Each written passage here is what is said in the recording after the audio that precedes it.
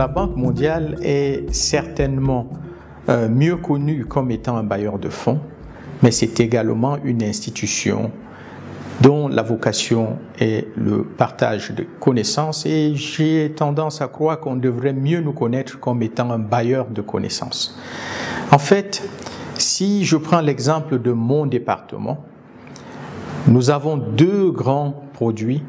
Le premier, c'est les appuis budgétaires au gouvernement qui ont des difficultés à ajuster leurs finances publiques. Mais une plus grande partie de mon travail et de celui de mes collègues, c'est de contribuer par des études analytiques à des conseils de politique économique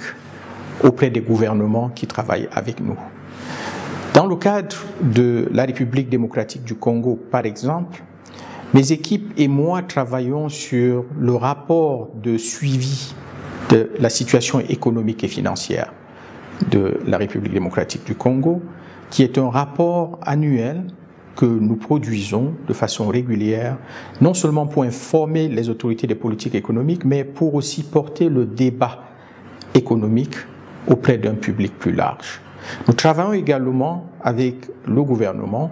sur l'analyse de la gestion des dépenses publiques, de la responsabilisation financière et de l'évaluation des mécanismes de passation de marché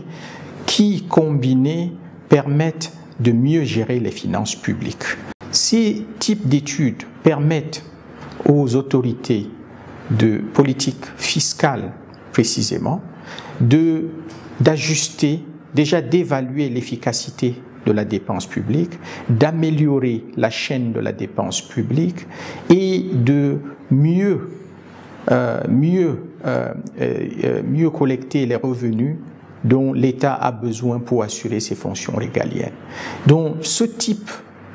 d'analyse que nous faisons est en fait inspiré de toute l'expérience que nous collectons à travers le monde entier, et c'est là où la Banque mondiale est un puissant vecteur de la connaissance, parce que nous avons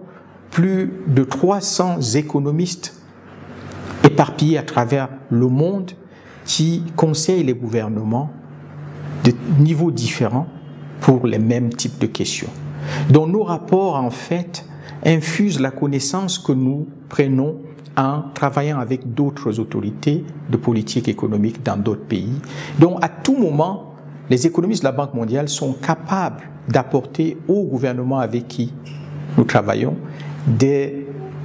expériences bonnes et pas bonnes d'ailleurs. Et c'est là où nous sommes extrêmement compétents dans le domaine. Plus précisément, la Banque mondiale vient de se réorganiser pour accentuer cet effort de propagation des connaissances à travers le monde. Elle s'est organisée en pratiques globales,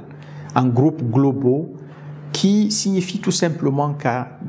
tout moment et de façon instantanée, nous pouvons faire appel à nos collègues travaillant dans d'autres parties du monde sur des pays qui ont les mêmes défis pour apprendre de leur expérience et la partager avec les gouvernements. Si je peux prendre un exemple, le rapport que nous venons de présenter sur la gestion des dépenses publiques en République démocratique du Congo, les recommandations sont assez puissantes et vont dans le sens où on suggère des alternatives pour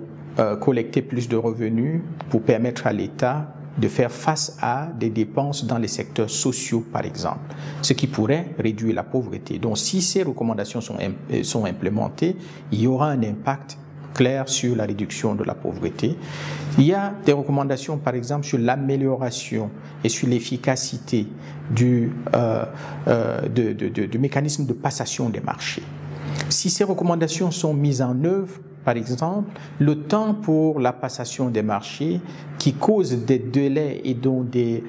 délais de paiement aux entreprises peuvent être réduits, permettant donc à des entreprises de fonctionner de façon plus efficace et de créer plus de richesses pour les Congolais. Nous avons des recommandations, par exemple, sur l'efficacité même de la dépense publique, qui, si ces recommandations sont mises en œuvre, peuvent permettre à la République démocratique du Congo d'atteindre plus d'objectifs,